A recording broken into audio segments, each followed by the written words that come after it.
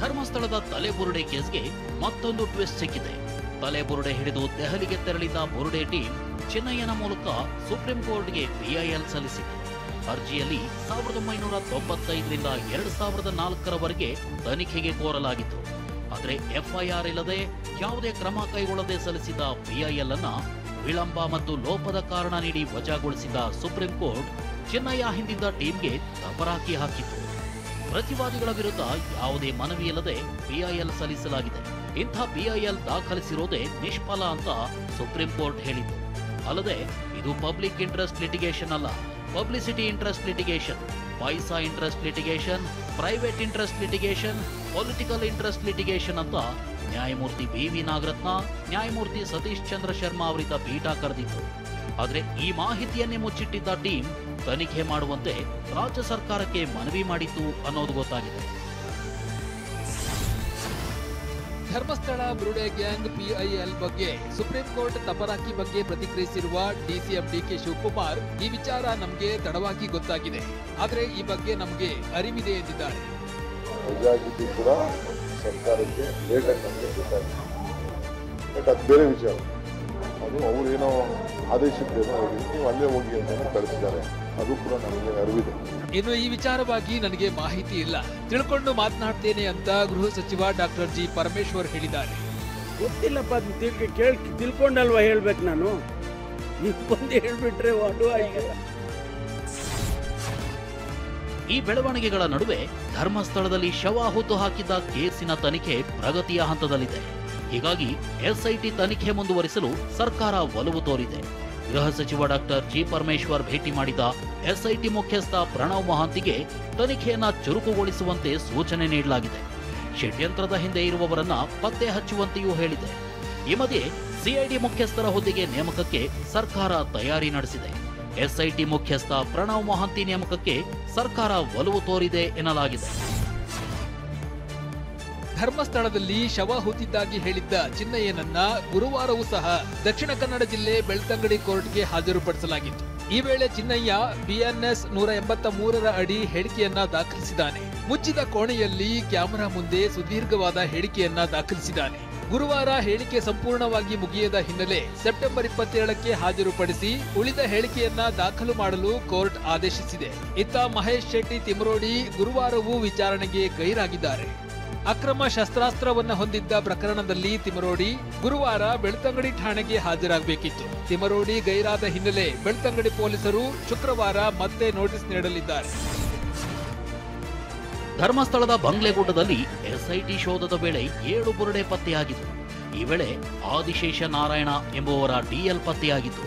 ಈ ಸಂಬಂಧ ತುಮಕೂರಿನಿಂದ ಆದಿಶೇಷ ಅವರ ಕುಟುಂಬ ಕರೆಸಿದ ಎಸ್ಐಟಿ ಮಾಹಿತಿ ಸಂಗ್ರಹಿಸಿದೆ. ಬಂಗ್ಲೆಗುಡ್ಡದಲ್ಲಿ ಸಿಕ್ಕ ಡಿಎಲ್ ಆದಿಶೇಷ ನಾರಾಯಣನದ್ದೇ ಅಂತ ಆದಿಶೇಷನ ಕುಟುಂಬದವರು ದೃಢಪಡಿಸಿದ್ದಾರೆ. 2013ರ ಅಕ್ಟೋಬರ್ 2ರಿಂದ ಆದಿಶೇಷ ನಾರಾಯಣ ನಾಪತ್ತೆಯಾಗಿದ್ರು ಅಂತ ಕುಟುಂಬ ಕಣ್ಣೀರಿಟ್ಟಿದೆ. ಆದಿಶೇಷ ಆಗಾಗ ಮನೆ ಬಿಟ್ಟು ಹೋಗ್ತಿದ್ದ, ವಾಪಸ್ ಬರ್ತಾನೆ ಅಂತ ನಾಪತ್ತೆ ದೂರು ಕೊಡ್ಲಿಲ್ಲ ಅಂದಿದ್ದಾರೆ. ನಿಮ್ಗೇನಾದ್ರು ಅನುಮಾನ ಆಯ್ತಾ? ಆ ಟೈಮಲ್ಲಿ ಏನಾದ್ರು ಕಂಪ್ಲೇಂಟ್ ಅಲ್ಲೇನಾದ್ರು ಕೊಟ್ಟಿದ್ರು? ನಾವು ಅಪ್ಪಾಜಿಯವರು ಕೊಡಕ್ ಬಿಡ್ಲಿಲ್ಲ, ಅವ್ನಿಗೆ ಹೋಗಿ ಬರೋದಕ್ಕೆ ಕೊಡಕ್ ಬಿಡ್ಲಿಲ್ಲ. ಹೋಗ್ತಾ ಬರ್ತಾ ಇದ್ನಲ್ಲ ಅಂತ ಅವತ್ತು ನೋಡಿದಷ್ಟೇ. ಬೆಂಗಳೂರಿನ ಫ್ರೀಡಂ ಪಾರ್ಕ್ನಲ್ಲಿ ಸೌಜನ್ಯ ಪರ ಹೋರಾಟಗಾರರು ನ್ಯಾಯ ಸಮಾವೇಶ ನಡೆಸಿದ್ದಾರೆ. ಸಮಾವೇಶದಲ್ಲಿ ಧರ್ಮಸ್ಥಳ ದೌರ್ಜನ್ಯಗಳು ಇತಿಹಾಸ ವರ್ತಮಾನಗಳು ಶೀರ್ಷಿಕೆಯ ಪುಸ್ತಕವನ್ನ ಬಿಡುಗಡೆ ಮಾಡಿದ್ದಾರೆ. ವೇದವಲ್ಲಿ ಪದ್ಮಾವತಿ ಕುಟುಂಬ ಕೂಡ ಕಾರ್ಯಕ್ರಮದಲ್ಲಿ ಭಾಗಿಯಾಗಿತ್ತು. 1957ರಲ್ಲಿ ಕುವೆಂಪು ಬರೆದಿರುವ ಧರ್ಮಸ್ಥಳ ಪುಸ್ತಕವನ್ನ ಓದುವ ಮೂಲಕ ಕಾರ್ಯಕ್ರಮಕ್ಕೆ ಚಾಲನೆಯನ್ನ ನೀಡಲಾಯಿತು. ಇನ್ನು ಕಾರ್ಯಕ್ರಮದಲ್ಲಿ ಮಾತನಾಡಿದ ಹೋರಾಟಗಾರ ಗಿರೀಶ್ ಮಟ್ಟಣ್ಣನವರ್, ದೇವಸ್ಥಾನದವರು ರಾಜಕೀಯ ಷಡ್ಯಂತ್ರದಿಂದ ತನಿಖೆ ವಿಳಂಬವಾಗ್ತಿದೆ, ನಮಗೆ ಹಿರಿಯ ಅಧಿಕಾರಿಗಳ ಮೇಲೆ ನಂಬಿಕೆ ಇದೆ ಅಂದರು. ನಟ ದರ್ಶನ್ ಅಂಡ್ ಗ್ಯಾಂಗ್ ಸಿಸಿಎಚ್ 57ನೇ ಸಿಟಿ ಸಿವಿಲ್ ಕೋರ್ಟ್ನಲ್ಲಿ ವಿಚಾರಣೆಗೆ ಹಾಜರಾಗಿತ್ತು. ದರ್ಶನ್, ಪವಿತ್ರ ಗೌಡ ವಿಡಿಯೋ ಕಾನ್ಫರೆನ್ಸ್ ಮೂಲಕ ವಿಚಾರಣೆಗೆ ಹಾಜರಾಗಿತ್ತು. ಎ2 ದರ್ಶನ್ ಬಿಳಿ ಜಾಕೆಟ್ ಧರಿಸಿ ವಿಚಾರಣೆಗೆ ಹಾಜರಾದರೆ ಇತರ ಆರೋಪಿಗಳಾದ ಪುಟ್ಟಸ್ವಾಮಿ, ರಾಘವೇಂದ್ರ, ಧನರಾಜ್, ವಿನಯ್, ಕಾರ್ತಿಕ್, ಕೇಶವಮೂರ್ತಿ, ನಿಖಿಲ್ ನಾಯ್ಕ್ ಕೋರ್ಟ್ಗೆ ಖುದ್ದಾಗಿ ಹಾಜರಾಗಿದ್ದರು. ಈ ವೇಳೆ ದಿಂಬು, ಬೆಡ್ಶೀಟ್, ವಾಕಿಂಗ್ ಮಾಡೋ ವಿಚಾರದಲ್ಲಿ ಕೋರ್ಟ್ ಆದೇಶವನ್ನ ಜೈಲಿನ ಅಧಿಕಾರಿಗಳು ಪಾಲಿಸ್ತಿಲ್ಲ ಅಂತ ದರ್ಶನ್ ಅಂಡ್ ಆರೋಪಿಗಳು ದೂರಿದ್ದಾರೆ. ಬಳಿಕ ಜೈಲು ಸೂಪರಿಂಟೆಂಡೆಂಟ್ ಖುದ್ದು ಹಾಜರಿಗೆ ಕೋರ್ಟ್ ಆದೇಶಿಸಿದ್ದು, ಕೋರ್ಟ್ ಅಕ್ಟೋಬರ್ 9ಕ್ಕೆ ವಿಚಾರಣೆ ಮುಂದೂಡಿದೆ. ಇನ್ನು ಸೆಪ್ಟೆಂಬರ್ 30ಕ್ಕೆ A12 ಲಕ್ಷ್ಮಣ್ ಸಲ್ಲಿಸಿರೋ ಪ್ರಕರಣದಿಂದ ಕೈಬಿಡೋ ಅರ್ಜಿಗೆ ಆಕ್ಷೇಪಣೆ ಸಲ್ಲಿಸಲು ಎಸ್ಪಿಪಿಗೆ ಸೂಚಿಸಿದೆ. ರಾಜ್ಯ ಸರ್ಕಾರ ಆರಂಭಿಸಿರುವ ಸಾಮಾಜಿಕ, ಶೈಕ್ಷಣಿಕ, ಆರ್ಥಿಕ ಸಮೀಕ್ಷೆಗೆ ತಡೆ ನೀಡಲು ಹೈಕೋರ್ಟ್ ವಿಭಾಗೀಯ ಪೀಠ ನಿರಾಕರಿಸಿದೆ. ಸಮೀಕ್ಷೆ ತಡೆಗೆ ಒಪ್ಪದ ಹೈಕೋರ್ಟ್ ಕೆಲ ಷರತ್ತು ವಿಧಿಸಿ ಮಧ್ಯಂತರ ಆದೇಶ ನೀಡಿದೆ. ದತ್ತಾಂಶವನ್ನು ಸರ್ಕಾರವೂ ಸೇರಿ ಯಾರಿಗೂ ಬಹಿರಂಗಪಡಿಸಬಾರದು. ದತ್ತಾಂಶದ ಗೌಪ್ಯತೆ ಹಿಂದುಳಿದ ವರ್ಗದ ಆಯೋಗ ರಕ್ಷಿಸಬೇಕು. ಜನರು ಸ್ವಯಂ ಪ್ರೇರಣೆಯಿಂದ ನೀಡಿದರಷ್ಟೇ ಮಾಹಿತಿ ಪಡೆಯಬೇಕು. ಈ ಬಗ್ಗೆ ಜನರಲ್ಲಿ ಅರಿವು ಮೂಡಿಸಬೇಕು. ಮಾಹಿತಿ ನೀಡುವಂತೆ ಯಾವುದೇ ಒತ್ತಡ ಹಾಕಬಾರದು. ಆಯೋಗ ಹೊರತುಪಡಿಸಿ ಬೇರೆ ಯಾರಿಗೂ ದತ್ತಾಂಶ ಸಿಗುವಂತಿಲ್ಲ. ದತ್ತಾಂಶದ ಗೌಪ್ಯತೆ ಸಂಬಂಧ ಪ್ರಮಾಣ ಪತ್ರ ಸಲ್ಲಿಸಿ ಎಂದು ಸೂಚಿಸಿದ ಹೈಕೋರ್ಟ್ ವಿಚಾರಣೆಯನ್ನ ಡಿಸೆಂಬರ್ 2ನೇ ವಾರಕ್ಕೆ ಮುಂದೂಡಿದೆ. ಕೊಪ್ಪಳದಲ್ಲಿ ಸಮೀಕ್ಷೆ ಮಾಡಲು ಬಂದವರಿಗೆ ವ್ಯಕ್ತಿ ಶಾಕ್ ಕೊಟ್ಟಿದ್ದಾರೆ. ವಾರ್ಡ್ ನಂಬರ್ 28ರ ನಿವಾಸಿ ರಾಮಣ್ಣ ಸಮೀಕ್ಷೆಗೆ ವಿರೋಧಿಸಿದ್ದಾರೆ. 8 ಪ್ರಮುಖ ಅಂಶಗಳ ಬಗ್ಗೆ ಲೆಟರ್ ಬರೆದು ಸಮೀಕ್ಷೆಯಿಂದ ದೂರ ಉಳಿದಿದ್ದಾರೆ. ಮನೆಯಲ್ಲಿ ಎಷ್ಟು ಕೊಠಡಿಗಳಿವೆ ಅಂತಾರೆ. ಸಾರ್ವಜನಿಕವಾಗಿ ಜಾತಿ ಪದ ಬಳಸುವಂತಿಲ್ಲ. ಮನೆಯಲ್ಲಿ ವಿಧವೆಯರ ಬಗ್ಗೆ ಕೇಳಿದ್ರು. ಇದರಿಂದ ನೋವಾಗಿದೆ ಎಂದು ಸಮೀಕ್ಷೆಗೆ ರಾಮಣ್ಣ ನಿರಾಕರಿಸಿದ್ದಾರೆ. ಡಿಸಿಎಂ ಡಿಕೆ ಶಿವಕುಮಾರ್ ಟಿವಿ9ನ ಏನ್ ರೋಡ್ ಗುರು ರಸ್ತೆ ಅಭಿಯಾನದ ಬಗ್ಗೆ ಮೆಚ್ಚುಗೆ ವ್ಯಕ್ತಪಡಿಸಿದ್ದಾರೆ.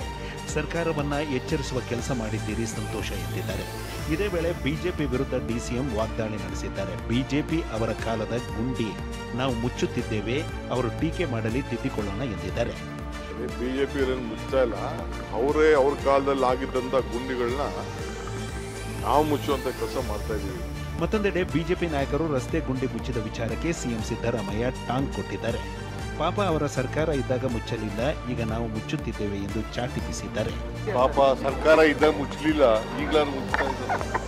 ಸರ್ಕಾರ ಇದ್ದಾಗ ಮುಚ್ಚಲಿಲ್ಲ, ಅವ್ರ ಸರ್ಕಾರ ಇದ್ದಾಗ ಬಿಜೆಪಿ ಸರ್ಕಾರ.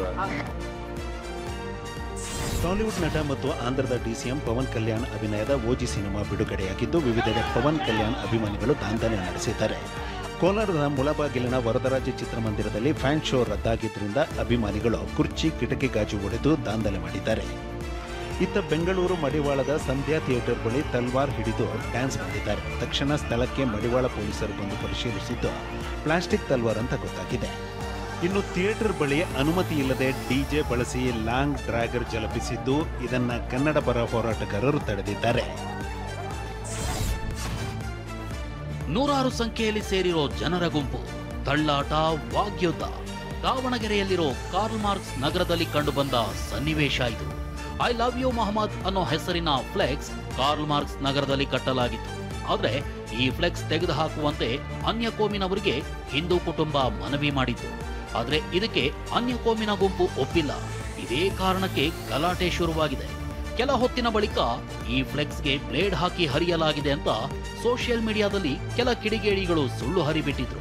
ಇದರ ಬೆನ್ನಲ್ಲೇ ನೂರಾರು ಜನ ಸೇರಿ ನಮ್ಮ ಮೇಲೆ ದಾಳಿ ಮಾಡಿದ್ದಾರೆ, ಕಲ್ಲು ತೂರಿದ್ದಾರೆ ಅಂತ ರೇಖಾ ಕುಟುಂಬ ಆರೋಪಿಸಿದೆ.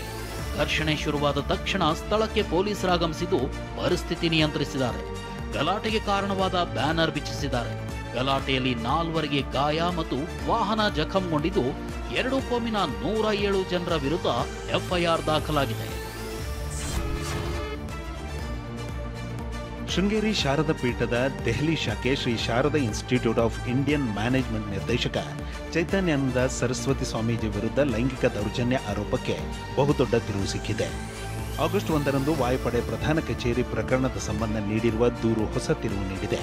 ವಾಯುಪಡೆಯ ಪ್ರಧಾನ ಕಚೇರಿಯ ಶಿಕ್ಷಣ ನಿರ್ದೇಶನಾಲಯದ ಗ್ರೂಪ್ ಕ್ಯಾಪ್ಟನ್ ಶ್ರೇಣಿಯ ಓರ್ವ ಅಧಿಕಾರಿ ಶಾರದಾ ಇನ್ಸ್ಟಿಟ್ಯೂಟ್ನ ವಿದ್ಯಾರ್ಥಿನಿಯರು ಸ್ವಾಮಿ ಚೈತನ್ಯಾನಂದ ಸರಸ್ವತಿ ವಿರುದ್ಧ ಗಂಭೀರ ದೂರುಗಳನ್ನು ದಾಖಲಿಸಿದ್ದಾರೆ ಎಂದು ಪೀಠಕ್ಕೆ ಇಮೇಲ್ ಮೂಲಕ ದೂರು ಸಲ್ಲಿಸಿದ್ದಾರೆ.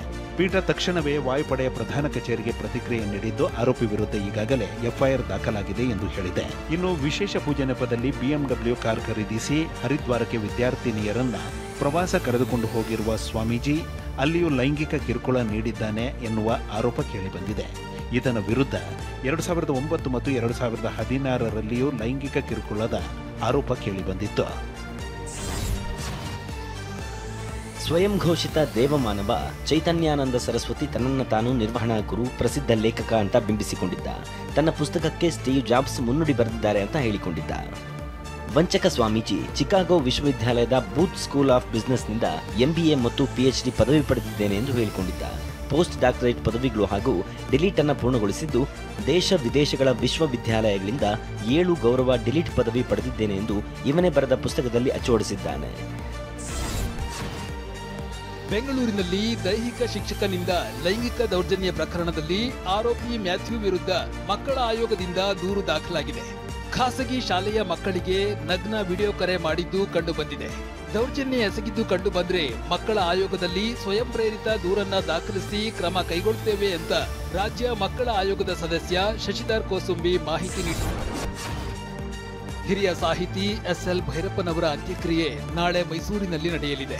ಚಾಮುಂಡಿ ಬೆಟ್ಟದ ತಪ್ಪಲಿನ ರುದ್ರಭೂಮಿಯಲ್ಲಿ ಸಕಲ ಸರ್ಕಾರಿ ಗೌರವದೊಂದಿಗೆ ಅಂತ್ಯಕ್ರಿಯೆ ನೆರವೇರಲಿದೆ.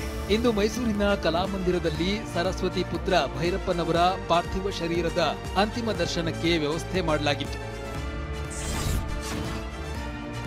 ಪದ್ಮಭೂಷಣ SL ಭೈರಪ್ಪನವರ ಸ್ಮಾರಕ ನಿರ್ಮಿಸಲು ರಾಜ್ಯ ಸರ್ಕಾರ ಗ್ರೀನ್ ಸಿಗ್ನಲ್ ನೀಡಿದೆ. CM ಸಿದ್ದರಾಮಯ್ಯ ಮೈಸೂರಿನಲ್ಲಿ ಭೈರಪ್ಪನವರ ಸ್ಮಾರಕ ನಿರ್ಮಿಸಲು ಸರ್ಕಾರ ಕ್ರಮ ತೆಗೆದುಕೊಳ್ಳುತ್ತೆ ಎಂದಿದ್ದಾರೆ.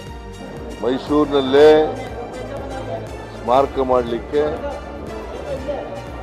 ನಮ್ಮ ಸರ್ಕಾರ ಕ್ರಮ ತಗೊಳ್ತದೆ ಅಂತ ಮಾತು. ಮಂಡ್ಯದ ಶ್ರೀರಂಗಪಟ್ಟಣದಲ್ಲಿ 415ನೇ ಜಂಬೂ ಸವಾರಿ ವಿಜೃಂಭಣೆಯಿಂದ ನಡೆಯಿತು. ಮರದ ಅಂಬಾರಿಯಲ್ಲಿ ವಿರಾಜಮಾನಳಾದ ನಾಡದೇವಿಗೆ ನಿರ್ದೇಶಕ TS ನಾಗಾಭರಣ ಪುಷ್ಪಾರ್ಚನೆ ಮಾಡಿ ಚಾಲನೆ ಕೊಟ್ಟರು. ಅಂಬಾರಿ ಹೊತ್ತು ಸಾಗಿದ ಮಹೇಂದ್ರ ಆನೆಗೆ ಕಾವೇರಿ ಲಕ್ಷ್ಮೀ ಸಾಥ್ ಕೊಟ್ಟರು. ಬೆಂಗಳೂರಿನ ಜೋಡಿ ಸುರಂಗ ಮಾರ್ಗ ಯೋಜನೆಯ ಪರಿಣಾಮ ಅಧ್ಯಯನ ಮಾಡದೆ ಟೆಂಡರ್ ಕರೆಯಲಾಗಿದೆ ಎಂದು ಆಕ್ಷೇಪಿಸಿ ಹೈಕೋರ್ಟ್ಗೆ PIL ಸಲ್ಲಿಕೆಯಾಗಿದೆ. ಅರ್ಜಿ ವಿಚಾರಣೆ ನಡೆಸಿದ ಹೈಕೋರ್ಟ್ ಸರ್ಕಾರಕ್ಕೆ ನೋಟಿಸ್ ಜಾರಿ ಮಾಡಿದೆ. ಡಿಸೆಂಬರ್ 9ಕ್ಕೆ ವಿಚಾರಣೆ ಮುಂದೂಡಿದೆ. ಬೂಕರ್ ಪ್ರಶಸ್ತಿ ವಿಜೇತೆ ಕಿರಣ್ ದೇಸಾಯಿ ಮತ್ತೊಮ್ಮೆ ಅಂತಿಮ ಪಟ್ಟಿಯಲ್ಲಿ ಸ್ಥಾನ ಗಿಟ್ಟಿಸಿಕೊಂಡಿದ್ದಾರೆ. ಇವರ 3ನೇ ಕಾದಂಬರಿ loneliness of Sonia and Sunny 2025ರ ಬೂಕರ್ ಪ್ರಶಸ್ತಿ ಅಂತಿಮ ಪಟ್ಟಿಗೆ ಆಯ್ಕೆಯಾಗಿದೆ. 2006ರಲ್ಲಿ the inheritance of loss Booker ಪ್ರಶಸ್ತಿಯನ್ನ ಮುಡಿಗೇರಿಸಿಕೊಂಡಿತ್ತು. 60 ಕೋಟಿ ವಂಚನೆ ಪ್ರಕರಣದಲ್ಲಿ ನಟಿ ಶಿಲ್ಪಾ ಶೆಟ್ಟಿಗೆ ಮತ್ತೆ ಸಂಕಷ್ಟ ಶುರುವಾಗಿದೆ. ಮುಂಬೈ EOW ತನಿಖೆ ವೇಳೆ ಶಿಲ್ಪಾ ಶೆಟ್ಟಿ ಅಕೌಂಟಿಗೂ ಹಣ ವರ್ಗಾವಣೆ ಆಗಿರುವ ಅಂಶ ಬಯಲಾಗಿದೆ. ಪ್ರಕರಣಕ್ಕೆ ಸಂಬಂಧಿಸಿ ಶೀಘ್ರದಲ್ಲೇ ಶಿಲ್ಪಾ ಶೆಟ್ಟಿಗೂ ಸಮನ್ಸ್ ಜಾರಿಯಾಗುವ ಸಾಧ್ಯತೆ ಇದೆ.